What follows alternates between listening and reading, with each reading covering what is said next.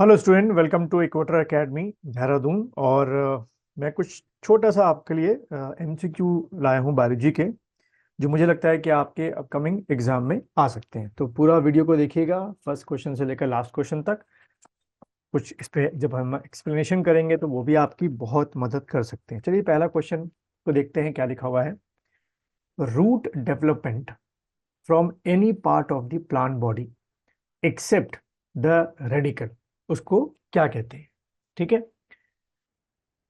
Radical को छोड़कर plant के किसी भी पार्ट से जो रूट निकल रहे हैं। अगर आपने थोड़ा सा बेसिक बॉटनी का पढ़ा है तो root, shoot, apical bud, node, internode, ये सब बातें आप लोग को पता होंगी।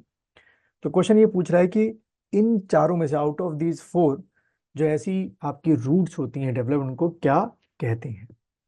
ऑप्शंस जैसे आपको दिख रहे हैं, टैप रूट या एडवेंटिशियस रूट या फाइब्रस रूट या ट्यूबरस रूट।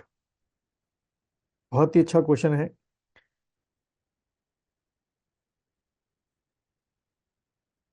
चलिए इसका मैं आंसर बता देता हूँ आपको, आप लोगों ने भी डिसाइड कर लिया होगा आंसर।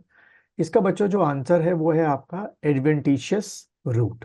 ठीक है, अब अगर मैं थोड़ा सा एडवेंटिशियस रूट के बारे में आपको थोड़ी सी इंफॉर्मेशन दूं, जो आपके एग्जाम में आपको बहुत मदद करेगा कि एडवेंटिशियस रूट क्या हुई। The root that rise from plant parts other than the radicals are called adventitious root. ठीक है, तो अब रेडिकल को छोड़ के प्लांट के किसी भी पार्ट में कोई रूट आए तो उसे हम क्या बोलेंगे? एडवेंटिशियस रूट बोलेंगे। पहली चीज तो ये समझना है।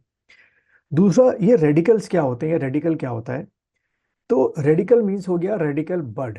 ठीक है, रेडिकल आपका बर्ड हो गया। ठीक है, अब ये रेडिकल बर्ड क्या होती है? ये होती है आपकी क्या, एम्ब्रियोनिक रूट को बोलते हैं हम लोग। ठीक है, यानी कि सीड का जब जर्मिनेशन होता है, ध्यान रखना, जो सीड है जब उसका क्या शुरू होता है, जर्मिनेशन। अब तो जो नॉन आप में से बायो बैकग्राउंड के स्टूडेंट हैं, उनके लिए अगर मैं बोलूं कि जो भाई आपने क्या लिया, सीड लिया, ठीक है, उसको सॉइल के अंदर क्या किया, थोड़ा सा उसको सप्रेस करके उसको थोड़ी सी सॉइल डाल दी, फिर पानी डालना शुरू किया, तो जो फर्स्ट चीज आपकी जो सीड से ग्रो करती है, emerge from the seed and grow into primary root of the plant, वो हम क्या बोलते हैं? आपका रेडिकल बड बोलते हैं।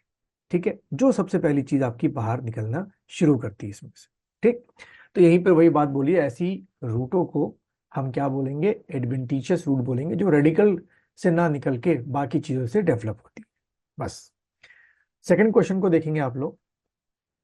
Root developed from radical. अब ठीक इसका अपोजिट पूछ लिया है। पहले वाले क्वेश्चन में पूछा क्या था कि जो रूट्स रेडिकल से डेवलप नहीं हो रही है उन्हें क्या बोलते हैं? तो एडवेंटिशियस रूट बोलते हैं। अब यहाँ पर है कि वो रूट्स जो कि पर्टिकुलर किससे डेवलप हो रही है? रेडिकल से डेवलप हो रही है प्लांट्स के अंदर।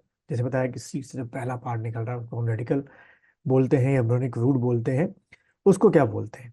ठीक है, तो इसका जो आंसर है वो बच्चों क्या है आपका, इन चारों में से फाइब्रस, रेस्पिरेटरी, एडवेंटिशियस और टैप रूट। तो देखो अभी हमने क्वेश्चन नंबर 1 को पढ़ लिया, तो एज यूजुअल है कि टैप रूट तो आंसर हो नहीं सकता। अब बचा क्या आपका? अब बचा आपका फाइब्रस रूट है, रेस्पिरेटरी रूट है या टैप रूट है। तो बच्चों इसका जो आंसर बनेगा वो क्या बनेगा आपका? Tap root. ठीक है, यानी कि जो आपका रेडिकल से जो आपका रूट डेवलप होगी उसे हम लोग क्या बोलेंगे? टैप रूट, उसको हम लोग बोलेंगे। ठीक, अब यहां पर एक और एक्स्ट्रा आपको चीज समझनी है कि जो टैप रूट सिस्टम होता है, ठीक है, is present in dicot plants. एक इसका सरप्लस है कि किस प्लांट में आपको टैप रूट मेनली तौर पे मिलता है? डाइकॉट में। अब यहाँ पे एक और चीज आपको समझना है कि दो तरीके के आपके प्लांट को मेनली कैटेगराइज किया गया है, वो है आपका मोनोकॉट और डाइकॉट। तो आपको टैप रूट मैक्सिमम जो है वो डाइकॉट प्लांट में मिलेगा। ठीक है बच्चों, थर्ड क्वेश्चन को अटेंड करेंगे। Respiratory roots are found in, इनमें से रेस्पिरेटरी रूट्स कहाँ मिलती हैं? बीटल में, चेस्टनट में, मेज में या राइजोफोरा में? ये भी एक अच्छा क्वेश्चन है रेस्पिरेटरी रूट का।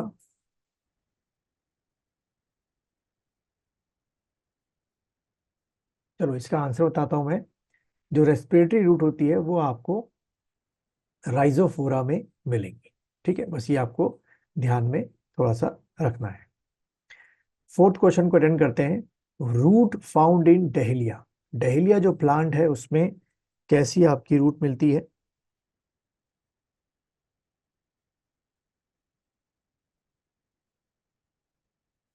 तो बच्चों डहेलिया प्लांट में जो है वो आपकी कैसी मिलेगी? इन चारों में से फेसिकुलेटेड रूट सिस्टम जो है वो आपका मिलेगा। अच्छा, यहीं पे आपको एक और चीज अगर मैं समझाऊं कि जो ये रूट सिस्टम होता है इसका एक छोटा सा यहाँ क्लासिफिकेशन बना देता हूं मैं कि आप लोगों को परेशानी ना हो। जो रूट सिस्टम होता है वो दो में बांटा गया है। ठीक है, इसको ऐसे लिख लो, रूट सिस्टम।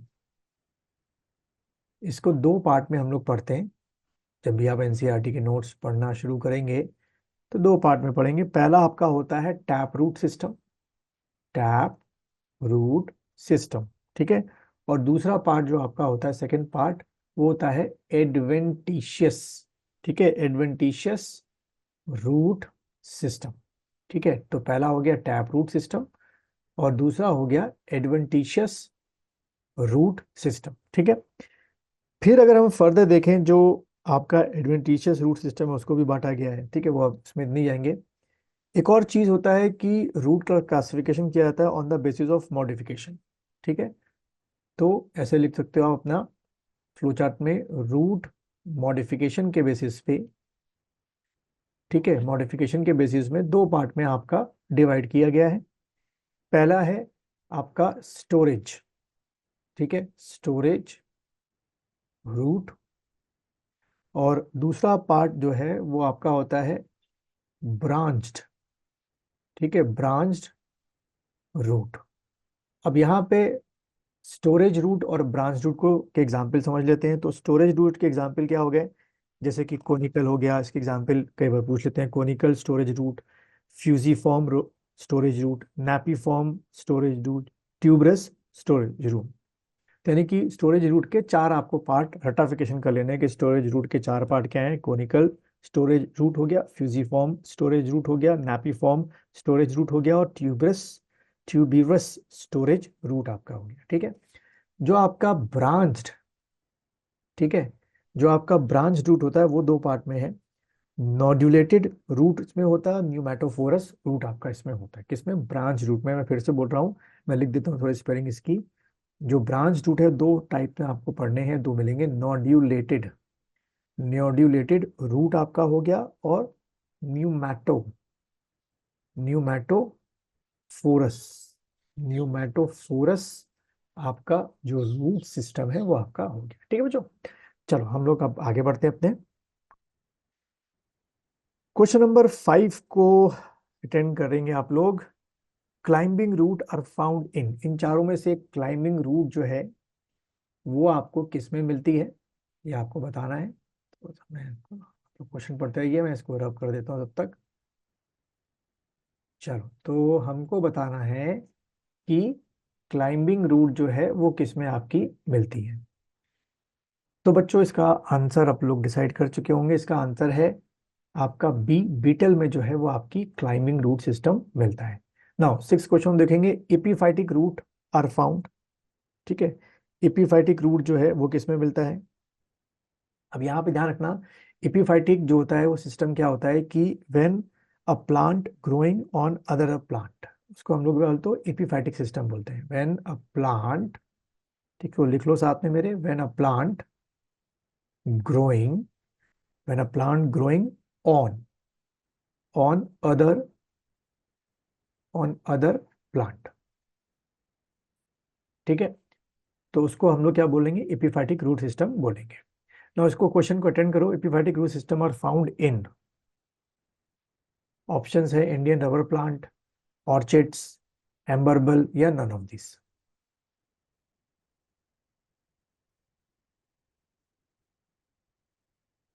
तो बच्चों इसका जो आंसर है सिक्स्थ का, वो है आपका ऑर्चिड्स। ठीक है, ऑर्चिड्स में जो है वो आपको एपिफिटिक रूट सिस्टम आपको मिलेंगे। ना सेवेंथ क्वेश्चन को देखो। न्यूमेटोफोरस आर फाउंड इन, निमेटोफोरस जो है वो आपको किस में मिलेंगे?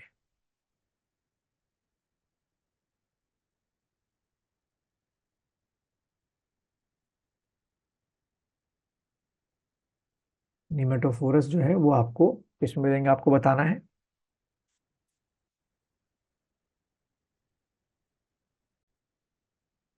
निमेटोफोरस आप लोगों ने आंसर जो है सोचा होगा अभी तक।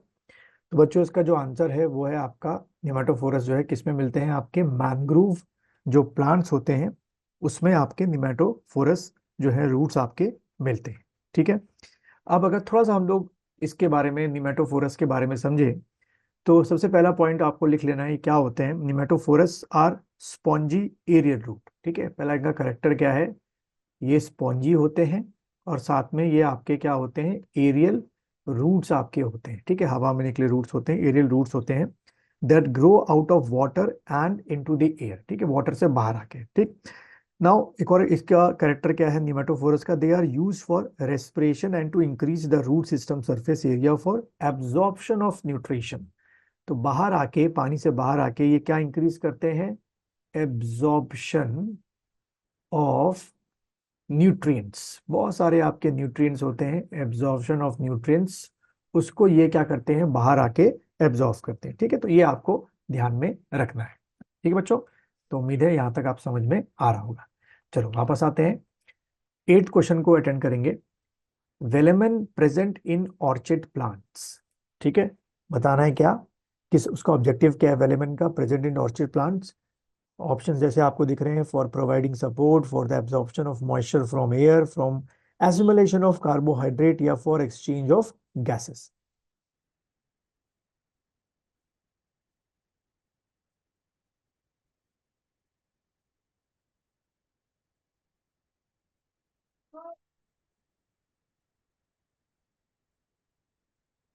तो बच्चों इसका जो आंसर है वो है आपका बी, यानी कि for the absorption of moisture from air. ठीक है, तो ऑर्चिड में ये वेलेमन्स आपके मिलते हैं हमको।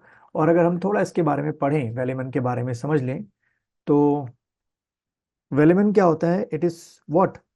It is a spongy multiple epidermis that cover the roots. ठीक है, ये स्पंजी होते हैं, ये ध्यान रखना।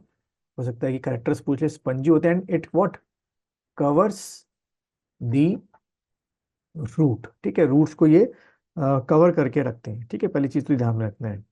और इसी वजह से क्या होता है कि ये एरियल रूट की तरह भी कई बार बिहेव करना शुरू कर देते हैं। ठीक। चलो नेक्स्ट आपका क्वेश्चन नंबर 9 को देख लेते हैं। Which of the following is not a root? इसमें से कौन सा रूट नहीं है? पोटैटो हो गया, कैरेट हो गया, स्वीट पोटैटो हो गया, रेडिश हो गया। ये बड़ा अच्छा क्वेश्चन है और ये आपको आना चाहिए। बच्चों इसका जो आंसर है वो है आपका पोटैटो। पोटैटो रूट का कोई भी मॉडिफिकेशन नहीं होता है।